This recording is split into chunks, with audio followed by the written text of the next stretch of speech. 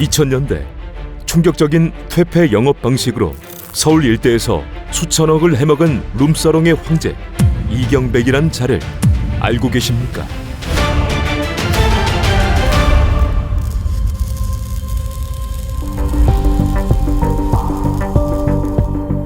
(1997년) 서울 북창동의 늦은 밤, 거리에 화려한 네온사인과 술에 취해 비틀거리는 사람들 사이로 취객들의 소매를 끈질기게 붙잡는 호객꾼, 이른바 삐끼로 일하는 이경백이라는 자가 있었다.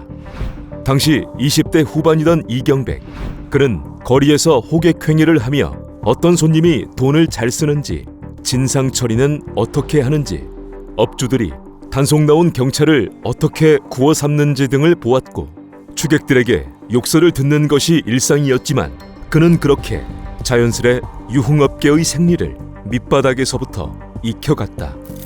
그러던 1997년 말, IMF 외환 위기로 인해 대한민국의 경제가 멈추었고 사람들로 북적이던 북창동 거리의 불빛도 하나둘 꺼졌으며 감당할 수 없었던 빚더미에 앉게 된 업주들은 가게를 헐값에 내놓았다. 이때 유흥업소에서 산전수전을 겪으며 오랜 세월 삐끼로 생활한 이경백은 이를 기회로 보고 대출을 받아 가게를 인수, 2000년부터 영업을 시작하게 된다. 밑바닥에서부터 굴러먹으며 그 바닥을 잘 알고 있었던 이경백은 기존 룸살롱들은 술값이 비싸 진입장벽이 높다는 것을 알고 있었고, IMF 이후 직장인들의 주머니 사정을 공략, 양주 한 병을 시키면 맥주가 무제한이라는 박리담의 전략에 파격적인 미끼 상품을 내놓았다. 뿐만 아니라 그자는 한 번 오면 잊지 못하게 만들어야 한다며 술자리부터 성매매까지 한 번에 이루어지는 이른바 풀사롱 30만원 패키지를 도입했고, 손님이 직접 접대부를 고르는 초이스 시스템을 선보였다. 이 외에도 접대부들에게 과감한 노출과 서비스를 강요하여 손님들의 재방문율을 높였고, 초저녁 시간에 오는 손님들에게는 술값을 대폭 깎아주는 조조 할인 이벤트를 열어 초저녁부터 가게를 북적이게 만들었다. 이경백의 이러한 방식은 당시로서는 충격적인 퇴폐 영업 방식이었고, 그자는 이러한 여러 가지의 불법 영업 방식으로 업소 운영 직후부터 그야말로 돈을 쓸어 담게 된다. 그렇게 북창동을 접수한 이경백은 2000년대 중반 강남으로 진출, 룸살롱들을 잇따라 인수하며 판을 키웠고, 그곳에서도 기이한 시스템을 도입하게 되는데, 그 시스템은 손님은 밖에서 안을 볼 수 있지만 안에서는 밖이 보이지 않는 이른바 매직 미러 초이스 시스템. 이 시스템은 여성들을 마치 상품처럼 진열해 놓고 고르게 하는 비인격적인 영업 방식이었다. 그렇게 삐끼로 시작한 이경백은 강남 진출 이후 직간접적으로 20여 개의 업소를 운영하며 연간 1,000억 원이라는 천문학적인 매출을 올리게 되지만, 한편으로는 세금을 내지 않기 위해 철저히 현금만 받았고, 노숙자나 신용불량자의 명의를 빌려 사업자 등록을 했으며, 단속이 뜨면 바지 사장을 경찰서로 보내는 방식으로 단속망을 피해왔다. 하지만 아무리 바지 사장을 내세운들 매일 밤 불법이 자행되는 업소를 경찰이 모를 리가 없을 터, 이경백이 연간 1,000억 원씩 해먹을 수 있었던 진짜 비결은 치밀한 경찰 관리에 있었다. 이경백은 관할 지구대 순경부터 경찰서 간부까지 직급별로 뇌물의 액수를 측정, 매월 4천만 원씩 상납했는데, 이는 경찰이 단속 정보를 미리 흘려주거나 단속에 걸려도 눈 감아주는 것이었고, 일부 경찰들과는 하루에도 수십 차례 통화를 하며 단속망을 피해갔다. 이러한 방식으로 그자는 5년간 무려 3,600억 원이라는 매출을 올리게 되지만, 그렇게 평생 해먹을 것 같던 이경백의 룸살롱 제국도 무너지게 되는데, 시작은 전화 한 통이었다.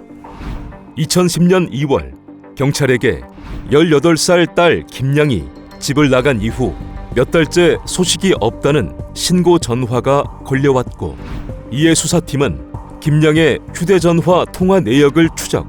그러다 김양이 강남 유흥업소 구인 광고의 전화번호로 전화를 건 흔적을 발견. 수사 끝에 김양이 서울 논현동의 한 룸살롱에서 일하고 있다는 것을 알게 되었다. 즉시 경찰은 해당 업소를 찾아 김양을 찾아냈고, 김양은 경찰 조사 과정에서 가게에서 성매매를 강요받았다고 진술했는데, 이때 그 가게의 실소유주가 바로 이경백.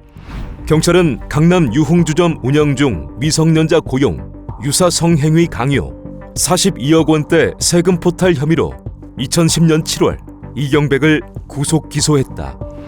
그러나 2개월 뒤인 2010년 9월 법원은 도주 우려 낮음을 이유로 들며 이경백에 대해 보석 결정을 내렸고, 그자는 1억 5천만 원을 내고 유유히 풀려나게 되는데, 이후 이경백이 보여준 행각은 그야말로 가관이었다.